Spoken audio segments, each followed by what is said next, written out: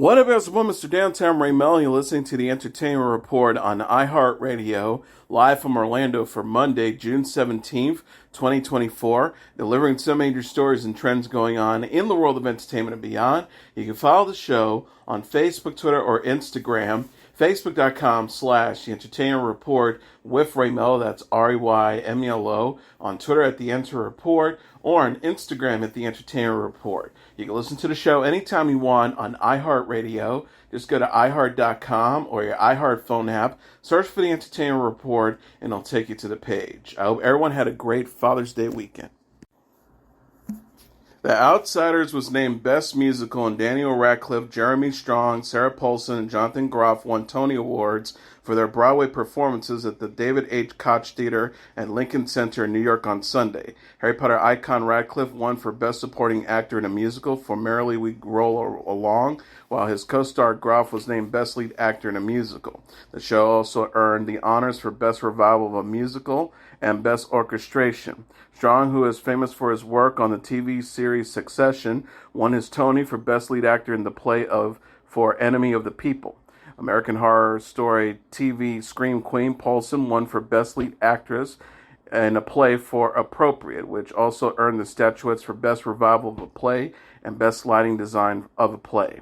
Brill scored the trophy for Best Supporting Actor in a play for Stereophonic, which also earned the Tonys for Best Play, Best Director of a Play, and Best Sound Design of a Play.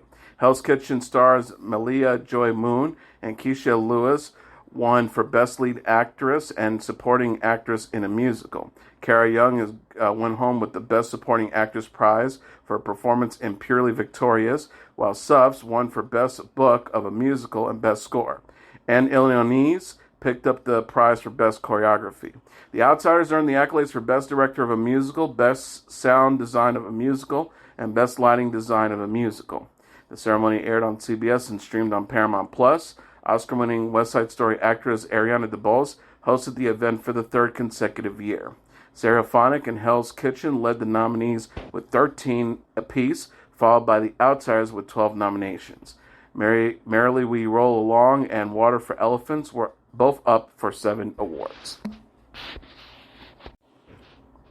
Oscar-winning actress Angelina Jolie walked the red carpet with her 15-year-old daughter Vivienne at the Tony Awards ceremony in New York Sunday night. Later in the evening, they won Tonys themselves as the producers for The Outsiders, the Broadway show based on the S.E. Hinton's classic young adult novel. Hinton was 16 when she wrote the best-selling book in the 1960s. The stage show, Inspired, was nominated for 12 Tonys and beat out Hell's Kitchen, Illinois, Suffs, and Water for Elephants for the night's top honor. The Outsider also won for Best Director of a Musical, Best Sound Design of a Musical, and Best Lighting Design of a Musical. Vivienne is one of Jolie's 6 children with her ex-husband Brat Pack. Hulu is celebrating the Brat Pack documentary Brats, which reached number 1 on its chart, by streaming all 9 Brat Pack films. Andrew McCarthy interviewed his fellow Brat Pack members and Brats at the documentary on how they feel about the label given to them in the 1980s. The Brat Pack includes stars Molly Ringwald, Demi Moore, Andrew McCarthy, Ali Sheedy, Judd Nelson, Emilio Estevez, Rob Lowe, Anthony Michael Hall, and Matthew Broderick. These 9 1980 classics: About Last Night, Betsy's Wedding, Blue City, Ferris Bueller's Day Off, Fresh Horses, Say Anything, Sal Elmer's Fire, Taps, and Weird Science are available to stream on Hulu. HBO is teasing weeks ahead in The House of Dragon Season 2. The network shared a trailer for the season's remaining episodes Sunday, following the Season 2 premiere. House of the Dragon is a fantasy drama based on the George R.R. Martin book Fire and Blood. The show revolves around the Dance of the Dragons, a war of the succession in the Targaryen family that takes place about 200 years before Game of Thrones. In the trailer, King Aegon II Targaryen, played by Tom Glyn Carney, is seen declaring war, seemingly after discovering the murder of his son and heir, Prince Jaehaerys, who was killed in the Season 2 premiere. Meanwhile, Queen Rhaenyra Targaryen, played by Emma Darcy, is shown confronting her husband, Prince Daemon Targaryen, played by Matt Smith, and accusing him of weakening her claim to the throne. The preview also teased the importance of dragons in the coming conflict, with Prince Aemon Targaryen, played by Ewan Mitchell, asserting this war will not be won with dragons alone, but with dragons flying behind the armies of men. Crystal Cole, played by Fabian Frankel, later added, "We have given the war to the dragons." House of the Dragon Season 2 will consist of 8 episodes. New episodes are released Sundays on HBO Max. The series was renewed for Season 3 last week ahead of the Season 2 premiere. Singer and actress Jennifer Lopez posted a heartfelt message to her Oscar-winning husband Ben Affleck on her Instagram story Sunday. Lopez wrote and captioned the photo, "Our hero, happy Father's Day," with the photo of Affleck in his younger years. The couple tied the knot in 2022. They don't have children together, but are raising a blended family that includes Affleck's 3 children with his ex-wife, actress Jennifer Garner, Violet 18, Serafina 15, and Samuel 12, while Lopez shares 16-year-old twins Max and Emmy with her ex-husband, singer Mark Anthony. Lopez recently canceled her planned summer concert tour to spend more time with her family. Celebrity chef Gordon Ramsay was involved in a bike crash last week and credited his survival to the helmet he was wearing in a video posted to social media. Ramsay said to his 17 million Instagram followers, "You know how much I love cycling and triathlons and Ironman, etc. And this week, unfortunately, I had a really bad accident and it really shook me, and honestly, I'm lucky to be here." Ramsay revealed he did not break any bones, but showed off a massive bruise that spread across his torso, his hands, and shaking in the video. The details of the crash were not given, but the chef was taken to Lawrence Plus Memorial Hospital in New London for treatment. Ramsay says, "Those incredible trauma surgeons, doctors, nurses at the hospital looking after me this week, they were amazing, but honestly, you gotta wear helmets. These helmets cost money, but they're crucial." The chef called his recovery, quote, "a brutal week," adding that he's sort of getting through it. Former contestants of some of Ramsay's multiple cooking shows reacted to the crash in comments with messages in support. Jordan Terry, a contestant on Next Level Chef, who is married to makeup titan Jaclyn Hill, says, "The way my heart sang when you lifted your shirt, 'The world needs you, chef.' Beyond happy to hear you're going to be okay, and thank God for that helmet. Happy Father's Day, speedy recovery." Mada Abdelhamdim, another Next Level Chef contestant and personal trainer to Jason Momoa, also wished the celebrity chef a speedy recovery. NBA and TV legend Charles Barkley says he plans to retire from broadcasting after the league's 2024-2025 season. Barkley announced his decision Friday night on NBA TV after the Dallas Mavericks beat the Boston Celtics in Game 4 of the NBA Finals. His retirement plan coincides with the Warner Bros. Discovery deal, with the NBA expiring after next season. It's unclear if Warner Bros. Discovery will keep the NBA on NBC, and Amazon have reportedly outbid the media giant, according to the Wall Street Journal. Barkley said, "This has been a lot of noise around network the last few months. I want to say I've talked to all of the other networks, but I ain't going nowhere other than TNT. But I have made the decision myself, no matter what happens. Next year is going to be my last year on television, and I just want to say thank you to my NBA family. You guys have been great to me. My heart is full of joy and gratitude, but I'm going to pass the baton at the end of next year." On Saturday, TNT said in a statement, "Charles is a Hall of Famer and a broadcasting icon who is and will always be a beloved member of the TNT sports family. We're looking forward to another fantastic NBA on TNT season and further discussions of our future plans with him." Barkley came into the public eye as a Hall of Fame basketball player, making 11 All-Star teams across 16 seasons. He also won 2 Olympic gold medals, won the MVP award in 1993, was selected to the NBA's 50th and 75th anniversary team. Despite his illustrious playing career, he said he regrets never having won a championship. His transition to TV, however, might have netted him even more notoriety than his time on the court. Since joining TNT's award-winning studio show Inside the NBA in 2000, Barkley has become a broadcasting icon with his baritone Alabama accent, no-nonsense approach, and humorous approach to sports commentary. In his almost 25 years on the network, Barkley has won 4 sports Emmys and was inducted into the Sports Broadcast Hall of Fame.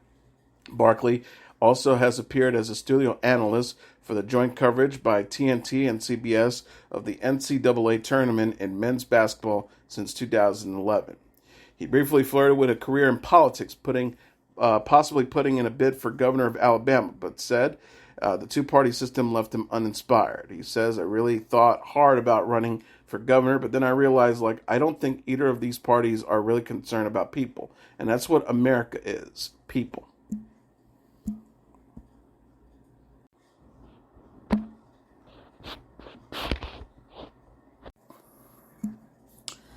Pope Francis met with 105 comedians, including Chris Rock and Whoopi Goldberg, at the Vatican on Friday to discuss how they may continue to comfort and unite people in troubled times.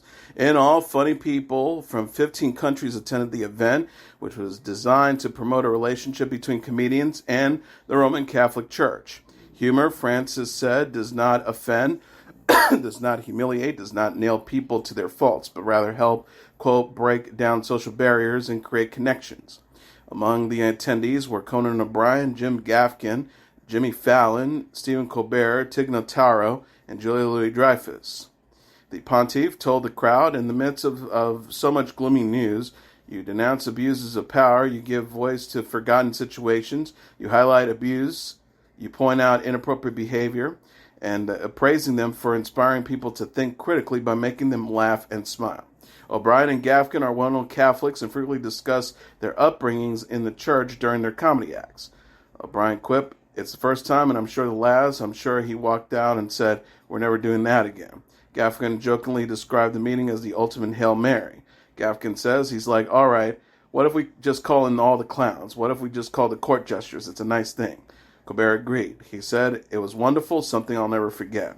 Francis became the first pope to address the world's leading industrialized nations at the G7 summit in Borgio Ignazia, Puglia, Italy, later Friday, and held bilateral meetings with many of the attendees, including U.S. President Joe Biden. He told G7 leaders that artificial intelligence brings great hope of society, but can also exacerbate many ills. Two passengers to report. Tony Mordente, who made his mark on Broadway as a dancer and choreographer, who's best remembered for playing the hot-headed jet named Action in the 1961 film West Side Story, and laid siege into a long and busy career as a director of such TV series as Family Ties, Walker's Texas Ranger, and Seventh Heaven, died on June 11th in Hendersonville, Nevada, following a brief illness. He was 88. His death was announced by his family, including daughter Lisa, with whom he shared with his first wife, the late Chita Rivera. Born on December 3rd, 1935 in Brooklyn, Mordente began dancing at the age of 11 and trained at New York City's High School of Performing Arts and American Ballet Theater School, which led to the launch of his Broadway career as Lonesome Polecat in 1956's Little Abner. His next stage casting would make a major impact on his career and his personal life, playing and dancing the role of Arab in the original 1957 Broadway and 1958 West End productions of West Side Story. Mordente subsequently would be cast in the Jerome Robbins Robert Wise 1961 film version as Action, the most volatile member of the Jets gang. Ready for a rumble, Mordante's character is cautioned to calm down in the musical number Cool, with the song that chastises the vengeful Jet with Boy, Boy, Crazy Boy, Get Cool Boy, Got a Rocket in Your Pocket, Keep It Coolly Cool Boy. The song also included the line the most associated with Mordante's character, Easy Action. Alex Cooper would take note, titling his band's second album with that phrase. Mordente was 88. And Angela Bofill, who had numerous hits on the R&B charts in the 1970s and 80s, died Thursday at her daughter's home in Vallejo, California, at the age of 70. No cause was given by her manager on her own personal Facebook account. Her hits included I Try, This Time I'll Be Sweeter, and Angel of the Night. Bofill was 70. Sean Combs, known by his current stage name Diddy, has returned to a ceremonial key to New York City after recently revealing video footage showing him assaulting singer Cassie Ventura, his former girlfriend. The key was returned at the request of Mayor Eric Adams, who had sent 2 copies of a June 4th letter to Combs' offices in New York and Los Angeles, obtained by TMZ and other news outlets. It was returned June 10th, a day after Howard University in Washington, D.C. cut ties with him. The Bad Boy Entertainment founder was awarded the key to the city in September of 2023, with Adams posting smiling photos with the cultural icon on social media. Adams posted at the time, "He might be the bad boy of entertainment, but Sean Combs will forever be a New York City kid who made good.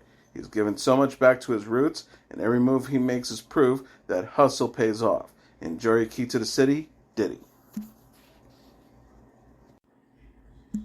Singer-songwriter Nick Jonas and Tony Award-winning actress Adrienne Warren have signed on to star in the first Broadway staging of Jason Robert Brown's musical The Last 5 Years.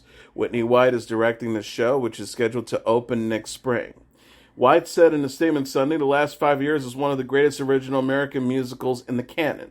I could not be more excited to bring it to Broadway for the first time with Nick and Adrienne, two powerhouse performers and lovers of the theater. I fell in love with this musical many years ago when I was a student at Northwestern. I found it then and still consider The Last 5 Years to be such a human portrait and a beautiful exercise in making time, the one thing we're all bound to feel consequential. The songs are iconic and the vibes are very 2000 and now, because this is a story about artists falling in and out of love and what happens when something has to come to an end." Jonas and Warren Jones and Warren presented at Sunday's Tony Awards ceremony. Scooter Braun, one of the most recognizable names in the music business, known for representing artists like Justin Bieber and Ariana Grande, will no longer work as a music manager. On Monday, the executive entrepreneur announced the news on his Instagram page. Instead, he will focus his attention on his current roles as a board member of Hybe and CEO of Hybe America, the South Korean entertainment company. The announcement comes nearly a year after Braun's direct management of his superstar roster was the subject of intense speculation. He wrote in a lengthy statement, "After 23 years, this chapter as a music manager has come to an end. I was really just 19 years old when I started, so for my entire adult life, I played the role of artist manager on call 24 hours a day, 7 days a week, and for 20 years, I loved it. It's all I had known. But as my children got older, my personal life took some hits.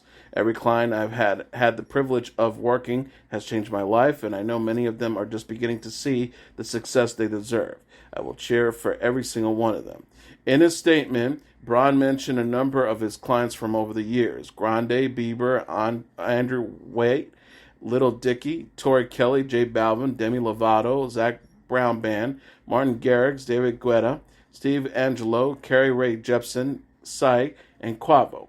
Last week, representatives from Hybe said that Braun will no longer manage Grande, but she will still be working with him. And Hybe, led by CEO Scooter Braun, look forward to continuing their long-standing business partnership and pursuing creative opportunities in Weverse and Rem Beauty. In August, rumors circulated online that Bieber was leaving Braun, his longtime manager, and the man credited for discovering him.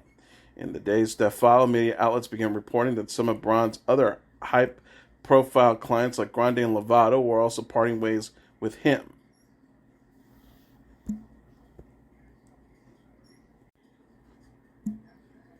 Pop music star Taylor Swift's Torture Poets Department is the #1 album in the United States for a 7th consecutive week. Coming in number 2 on the Billboard 200 charts today Saturday is Ast-T's Golden Hour Part 1, followed by Billie Eilish's Hit Me Hard and Soft at number 3, Morgan Wallen's One Thing at a Time at number 4, and Shabuzi's Where I've Been Isn't Where I'm Going at number 5.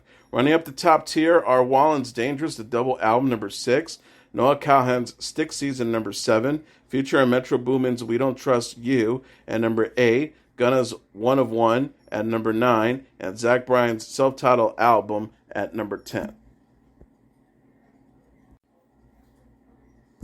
And finally, the animated adventure Inside Out 2 is the #1 movie in North America, earning $155 million in receipts, BoxOfficeMojo.com announced on Sunday. This is the biggest opening of any release this year. Dune Part 2 previously held 2024's #1 spot with $82.5 million. Inside Out 2 also is the biggest release since 2023's Barbie, opened at $162 million. Coming in number 2 this weekend with $33 million is Bad Boys Ride or Die, followed by Kingdom of the Planet of the Apes at number 3 with $5.2 million. The Garfield movie at number 4 with $5 million. And The Watchers at number 5 with $3.7 million. Running up the top tier are If with $3.5 million at number 6. Furiosa, A Mad Max Story at number 7 with $2.4 million. The Fall Guy at number 8 with $1.5 million. The Strangers Chapter 1 at number 9 with $760,000. And The Lord of the Rings, The Fellowship of the Rings at number 10 with $633,000. And that is your entertainment report for Monday, June 17th, 2024. I'm your host, Mr. Downtown Ray Melo. I'll be back tomorrow to deliver some major stories and trends going on in the world of entertainment and beyond. You can follow the show on Facebook, Twitter, or Instagram. Facebook.com/The Entertainment Report with Ray Melo. That's RAYMELO. On Twitter at The Enter Report, or on Instagram at The Entertainment Report. You can listen to this episode or any previous episodes of The Entertainment Report anytime you want on iHeartRadio. Just go to iHeart.com or your iHeart phone app. Search for The Entertainment Report, and it'll take you to the page. Good night, and God bless you all.